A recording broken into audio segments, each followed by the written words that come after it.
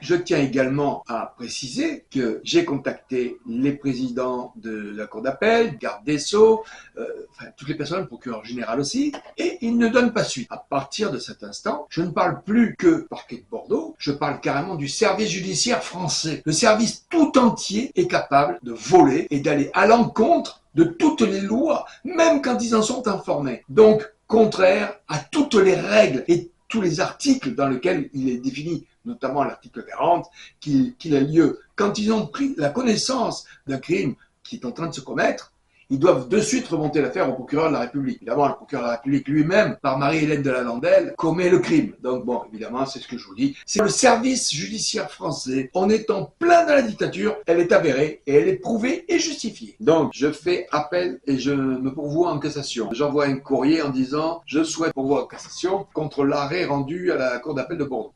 En ce sens, je cherche un avocat au titre 411 du Code de procédure civile et je vous règle 150 € pour pouvoir régler cet appel. Là, j'ai Maître Matonnet de Paris qui me répond, qui me dit « J'ai bien levé votre pourvoi en cassation, il n'y a pas de souci, je m'en occupe, si vous voulez bien me régler ma facture. » Je réponds « Tenez maître, je suis désolé, je ne vous ai pas du tout contacté pour en tant que conseil, mais seulement en tant que représentant. » Il a encaissé l'argent, il a validé ma demande. N'importe quel professionnel qui encaisse un acompte versé par un client, le professionnel valide les accords qui sont écrits. Dans la mesure où il y a un modificatif à amener, il doit le faire avant l'encaissement de l'acompte. Et bien entendu, la loi est la même pour tout le monde. Tous les professionnels, quels qu'ils soient. Je ne vous dois rien, je vais formuler moi-même mes conclusions pour le pourvoi et on s'arrête. Il ne veut rien savoir. Je me rapproche donc du bâtonnier de Paris, dans le pouvoir de cassation, ainsi que du président de la chambre de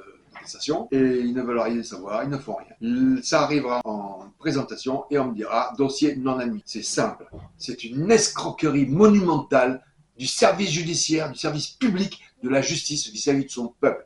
Ce n'est pas pour rien qu'on ne vous apprend jamais à l'école le b.a.-ba de la justice. Comme ça, on peut vous mener par le bout du nez.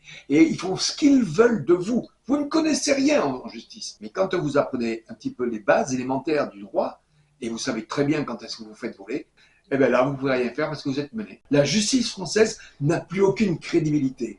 La justice française met le pays sous l'eau. C'est pas pour rien que nous en sommes là. Nous voyons tous les délinquants. Tous les délinquants, on les retrouve tous dans la rue. Les gendarmes, les policiers arrêtent les délinquants. De suite après, on les retrouve libérés. D'où ça vient? Uniquement de là, vous le voyez. J'ai été volé, spolié, jusqu'à obtenir la résolution d'un jugement confirmé en appel pour une vente de la mairie à la SCI Rémi Lavadi.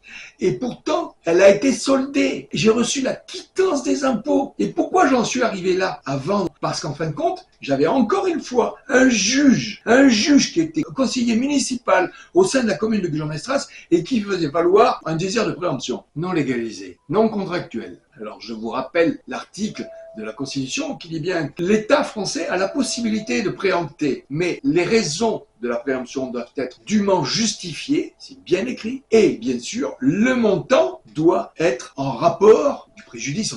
Ce sont des terroristes, les terroristes de la République française. Madame Brigitte Roussel doit partir en prison, ainsi que le greffier et ses conseillers. La justice française n'a plus aucune crédibilité. Un régime dictatorial fait appliquer les lois à son peuple sans qu'il ne les respecte lui-même. Le site lafrancesansfoi-ni-loi.com